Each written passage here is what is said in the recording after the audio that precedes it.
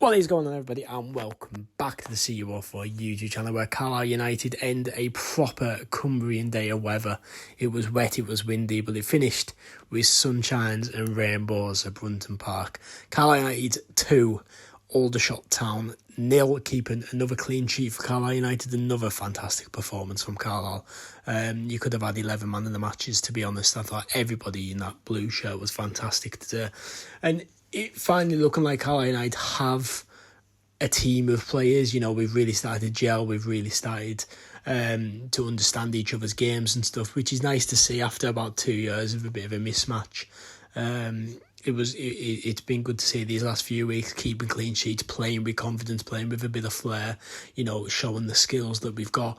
And it's just that playing with confidence. It's just that, you know, getting on the front foot in games and showing the opposition out. Now, I thought Aldershot were a decent side. You could definitely tell that I think they'll be in the top of sort of the mid-table, like higher mid-table this season. That I don't think it really clicked for them today. They didn't really trouble us. They hit the crossbar and that was about it. But they had decent spells in the game, to be fair. And I thought, is it Barrett in the midfield? I thought he looked quite good. It just didn't really click for him today. Obviously he had the paddock on his back and stuff, and maybe that just affected him playing in front of, you know, 7,000 Cumbrians. Obviously the weather and stuff. He looked very good at switching the ball, and he's got something about him there. Obviously the pitch was slippy, so the ball was just sort of sliding in and out of play. But I think Aldershot will do well this season. I thought they defended large parts in the game very well. The goalkeeper made some fantastic saves for them.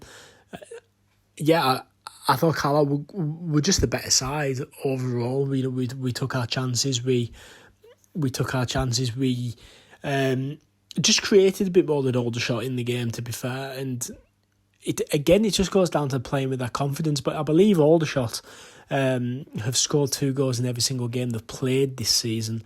So the fact that we've nailed them to a clean sheet is fantastic for our defensive part. You know, Breeze looked great today. McGrath and Thomas, fantastic.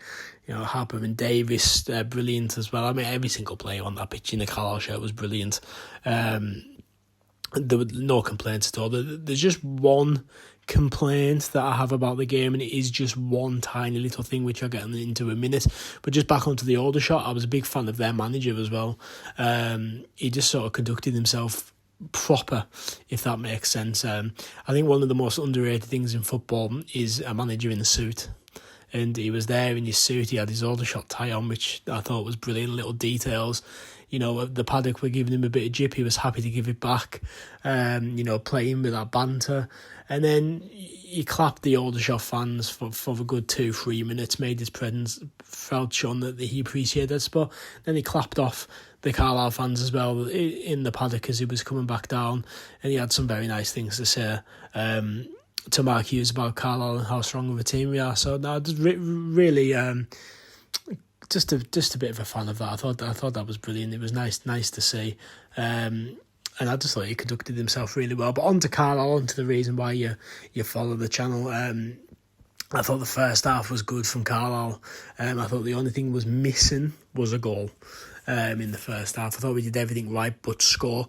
But I would also say that their goalkeeper made some fantastic saves in that first half. But Carlisle were really playing with some flair, playing with confidence, showing our skill moves. I thought Alex Gilead was man of the match, if I have to pick one of the 11. Purely on the basis of just what he brings to the midfield. I think he really has been the missing piece. That Callum Guy replacement, I would say, he looks fantastic, and hopefully we can obviously make that a bit more of a permanent deal once the loan spell comes to an end. But great first half from Carlisle. It was a really positive start. There was an opportunity where Regan Linney played the ball across, and Julie Lawambers had a shot, and their players blocked it. It was a good block from their player to get out and block it. Obviously, you're putting your body on the line, and he's done well. There was a great move from Stephen Worm. I've always said about Stephen Worm, he's got really decent feet, really decent dribbling skills, and he was dribbling in and out of the defence, gets a shot away. The goalkeeper parries it. They look the most confident save early on. Of course, he redeems himself very quickly, but the goalkeeper parried it, and it just shows. Again, I've said in the last couple of weeks, I like this interchange in front three, front four, Luamba, Linney, I forgot his name, Wern, Armstrong, all just interchanging. 1 minute Linney's on the left, next minute he's on the right, Armstrong's in the middle, Armstrong's on the left. Wern can interchange across. I like Stephen Wern's that number 10 role.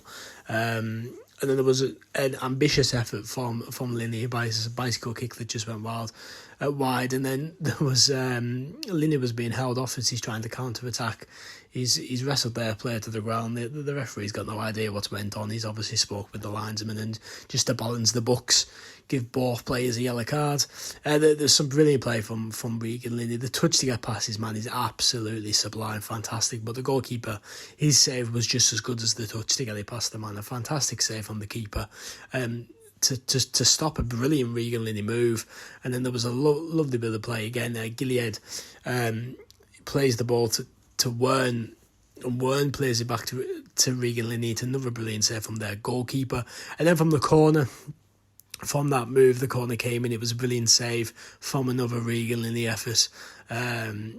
Just brilliant. The goalkeeper, so some excellent saves. And then there was what I quite liked was because Breeze obviously gets his criticism for not coming out. He came out very confidently, got the ball up the pitch, cleared the danger. Jack Ellis with an unbelievable ball to Regan Linney, but their goalkeeper does just as well to be off his line so quick and managed to beat Linney to the ball. And it was just a brilliant move. Started from Breeze, just having that bit of confidence to come out and to get the ball. And Jack Ellis, again, another brilliant pass from him. We're seeing a different side of Ellis, as we've said this season. And then unbelievable, really. It should have been 1-0 to be fair, but some fantastic defensive play from Thomas. There, it was either their captain or Berrett. He did about the same step over move about 4 times and somehow still managed to get the cross in. It's a looping header that goes over Breeze. It's off the crossbar, and then Terrell Thomas on the rebound with an unbelievable block, not only to block the shot but to make sure that his arms weren't in the way. So he's not giving away a penalty for handball. It was brilliant from him. And then Alex Gilead, again, just the confidence that there was a ball onto the left to Cameron Harper, and Gilead just goes, no, you're all right, I'm just going to go direct and take it past 2 men, cuts in the middle of both the midfielders and opens up a massive bit of space, which Stephen Wern went ahead of wise from that move, which was unlucky from him. And then just to finish off the first half, there was a wicked ball in from Archie Davis. It's a fantastic cross to the back post from the position he was in as well. It forced Ellis. You just want Ellis to shoot, to be honest. And he sort of played the pass off to Cameron Harper, who's blazed it over the bar. It was a good opportunity, but the ball from Ellis was maybe one too many, which brings me on to my only problem in the game for Carlisle today. I did think there was a few opportunities, whether it be Stephen Wern, whether it was Luamba, Ellis at the end there, where they've just tried that extra and they didn't need to. The opportunity to maybe shoot was there, the opportunity to cross was there, but they always wanted that extra pass.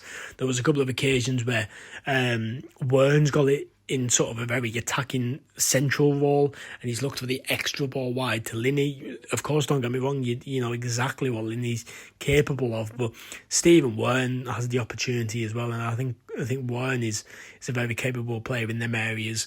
And it just seemed like we just, on occasions, just did that extra bit of movement or the extra pass, the extra touch that we didn't need to. But that is my only criticism in the entire game for Carlisle. So there you go. So all the comments that said that I'm never happy with Carlisle, there you go. Absolutely brilliant performance in that first half. Just missed the goal, but as we come out into the second half, all I'm going to say is Regan Linney, Warwick Road End, you know the rest. Ball played into Linney, brilliant finish from Regan Linney, right in front of the Warwick Road end, does his paws in front of the Warwick Road end, and it's 1-0 Carlisle United. It's just brilliant, isn't it? As every single time he's in front of that Warwick Road end, he bags a goal, doesn't he? He's such a great player.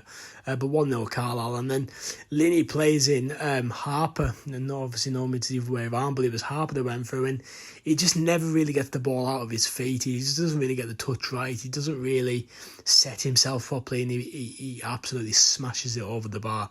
And it really should be testing the goalkeeper at least, but as I say, just couldn't really get it out of his feet, which is annoying because you've seen in Vaness, Cameron Harper does have a fantastic finish in him, so hoping to have seen that there, but unfortunately not. Then there was some fantastic hold-up play by Luke Armstrong, and he's flicked it round, and Lawamba's pace just gets him behind. Unfortunately, just can't finish it. The goalkeeper does well again to come off his line that fast and to close down Lawamba's. You know he's got the goal and he's making the angle shorter, smaller by coming out, and a brilliant save from the goalkeeper. But that was followed up by 2 mega saves from Gabe Breeze.